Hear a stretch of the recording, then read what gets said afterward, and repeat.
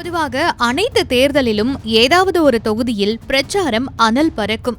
அந்த வகையில் இந்த தேர்தலில் மதுரை மேற்கில் திமுக வேட்பாளர் பிடிஆர் பழனிவேல் தியாகராஜனுக்கும் அதிமுக வேட்பாளர் சுந்தர் சிக்கும் அனல் பறக்கிறது. வாங்க பார்க்கலாம். ஒரே தொகுதியில் போட்டியிடும் முக்கியமான 2 வேட்பாளர்களும் நக்கல், நையாண்டி, சர்க்காஸ்டிக் பேச்சு முறைகளுக்கு பேர் போனவர்கள் என்றால் சொல்லவா வேண்டும்? அந்த வகையில் மதுரை மேற்கு தொகுதி பிரச்சாரம் களை கட்டி வருது. ஆரம்பத்திலிருந்தே பிடிஆரை சுந்தர் சி சீண்டியபடியே பிரச்சாரம் செய்தார்.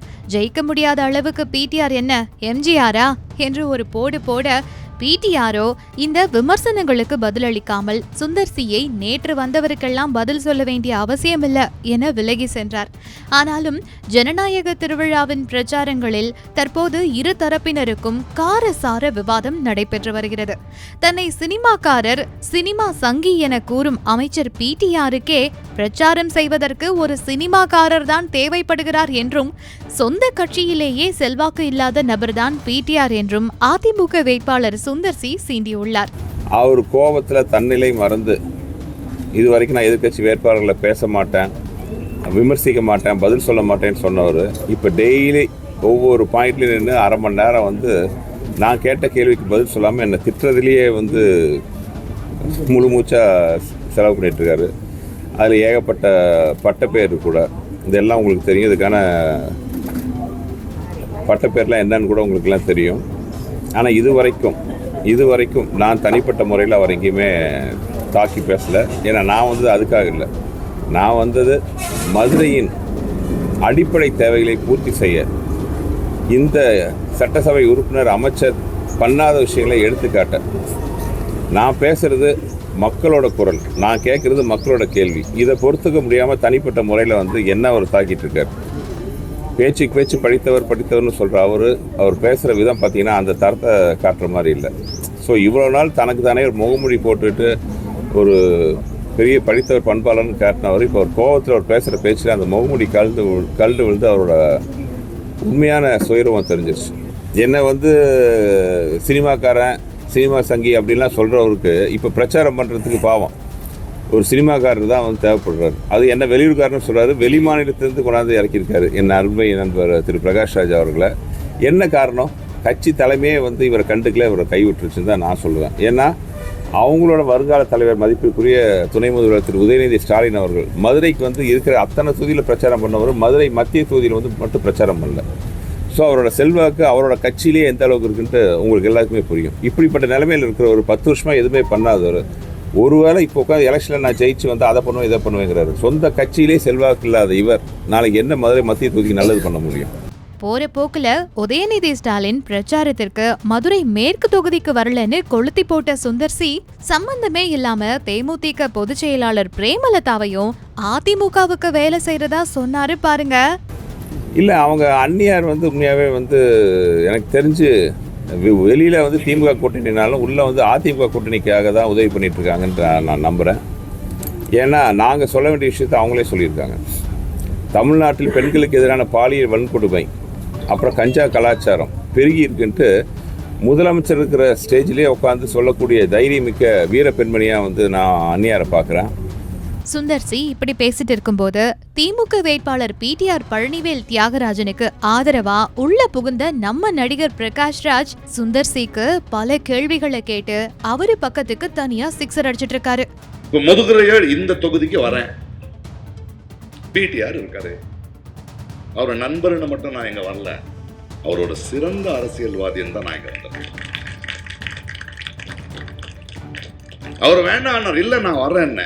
இன்னொருத்தர் சி சுந்தரன் இருக்காரு. தரம் இல்லாத பேச்சு பேசுறதுக்கு நான் இங்க வரல, நான் உங்களை சில கேள்விகள் கேட்டு ஆகணும். மிஸ்டர் சுந்தர், நீங்க ஒரு சினிமா டைரக்டர், பரவாயில்ல வாங்க அரசியலுக்கு. ஆனா எப்படி வந்தீங்க? 3 நாள் முன்னாடி வரைக்கும் ஷூட்டிங் பண்ணிட்டு இருந்தாருங்க அவரு. 3 நாள் முன்னாடி வரைக்கும் நீங்க ஷூட்டிங் பண்ணிட்டு இருந்தீங்களா இல்லையா? திடீர்னு நீங்க கேண்டிடேட் அறிவிச்ச நீங்களே ஆச்சரியப்பட்டீங்களா இல்லையா? 3 நாள் முன்னாடி வரைக்கும் மதுரை மக்களுக்கோ தமிழ்நாட்டுக்கோ இந்திய அரசியலுக்கோ எந்த பிரச்சனையும் நின்று பேசாம நான் சிறந்த டைரக்டர் சொல்லிட்டு இருந்த நீங்க 3 நாளைக்கு முன்னாடி உங்களை யாரும் அறிவிச்ச உடனே துண்டை போட்டு இல்ல இன்னைக்கு பேக்கப் நாள்ல இருந்து நான் எம்எல்ஏ ஆக போறேன்னு வந்துடுவீங்களா? மதுரை மக்கள் என்ன ஏமாந்து போயிட்டு இருக்காங்களா? அதை கேட்கறதுக்கு இன்னும் தெளிவா போலாம். நீங்க எந்த கட்சி? ஒரு புதிய நீதி கட்சின்னு ஒண்ணு இருந்தது இல்லையா?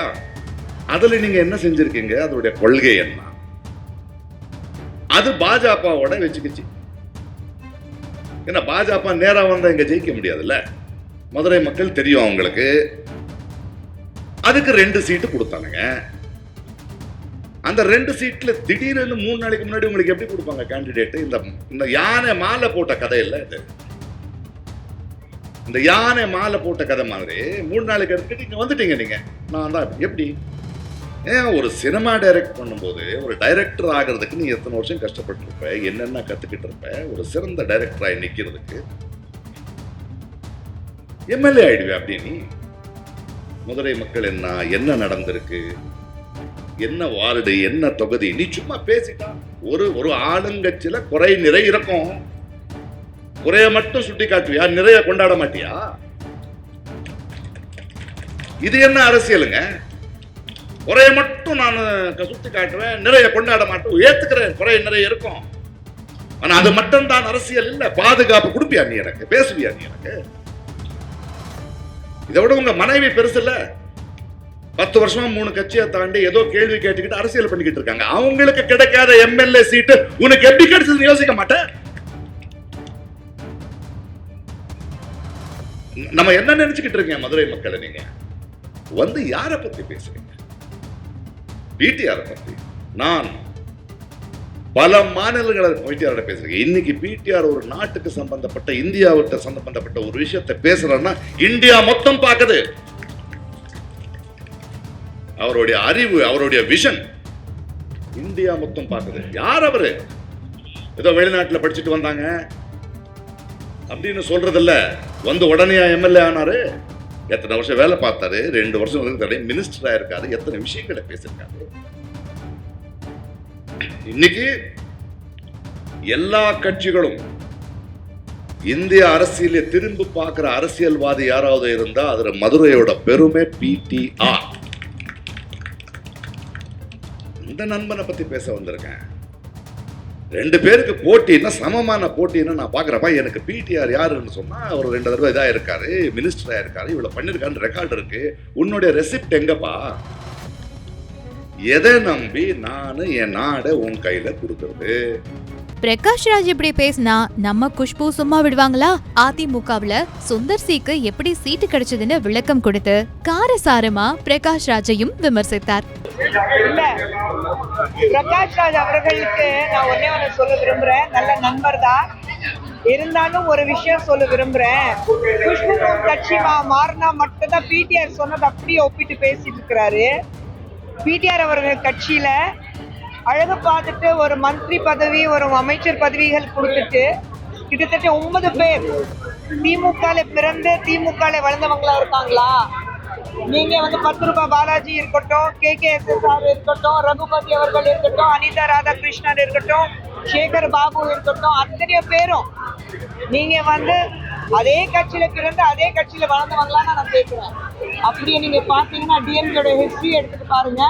எங்கிருந்து வந்து டிஎம்கே தனியா தானே வந்தது, எங்கிருந்து பிறந்த வெளியில வந்து அவங்க வளர்ந்து வந்தது தானே.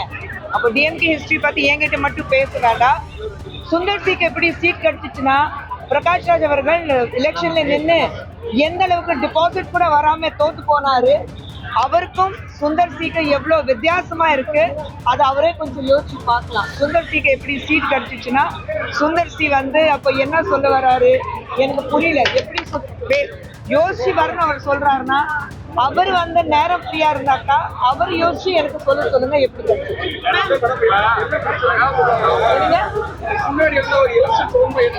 அரசியல் ஈடுபடல. 3 நாளைக்கு வந்து அவருக்கே சீட்டு கிடைச்சது. சீட்டு கிடைச்சு அவருக்கே அதிர்ச்சியா தான் இருக்கும். மடங்கு கிடைக்கலாம். அவங்க அரசியலுக்கு அவங்க சீட்டு கிடைக்காம எப்படி சீட்டு கிடைச்சாலும் கேள்வி எழுப்புறாரு. கேள்வி கேட்கணுமே. அரசியல செய்யணும். அப்புறம் இவங்க எல்லாரும் அரசியல் என்ன செஞ்சுட்டாங்க? பிரகாஷ் ராஜ் அரசியல இறங்கும் போது அவர் என்ன செஞ்சுட்டாரு? அவர் வந்து கீழே நின்று பெங்களூர்ல வந்து எதிர்த்து நின்னாரா இல்லையா? அப்புறம் அப்ப மட்டும் அவர் என்ன பண்ணிட்டாரு? அவர் அரசியல்வாதியா? அவர் குடும்பத்துல ஒரு டைனஸ்டி பாலிடிக்ஸா? இல்லையே. யார் வந்து எங்களை பார்த்துட்டு சினிமா சங்கி கூத்தாடி சொன்னாங்களோ அவங்களுக்கு இன்னைக்கு சத்யராஜும் பிரகாஷ் ராஜும் டெலிவிஷன்ல இருக்கிற அத்தனை பேர் அந்த கூத்தாடிக்கு தானே தேவைப்படுது இன்னைக்கு பிடிஆருக்கு அவருக்காக பிரச்சாரம் பண்றதுக்கு. அப்போ எங்களை பார்த்தா நாங்க கூத்தாடிங்க. என் கணவர் வந்து பார்த்துட்டு இதே கேள்வி ஸ்டாலின் அவர்கள்கிட்டயும் உதயநிதி ஸ்டாலின் அவர்கிட்டயும் தைரியமா இருந்தா கேளுங்க. கேட்டாரா? அப்போ இதே பிடிஆருக்கு எங்களை மாதிரி சினிமால இருக்குது கூத்தாடிங்க உங்க பப்ளிசிட்டி பண்றதுக்கு தேவைப்படுது இல்ல. அப்ப இது எந்த விதத்துல நியாயம்?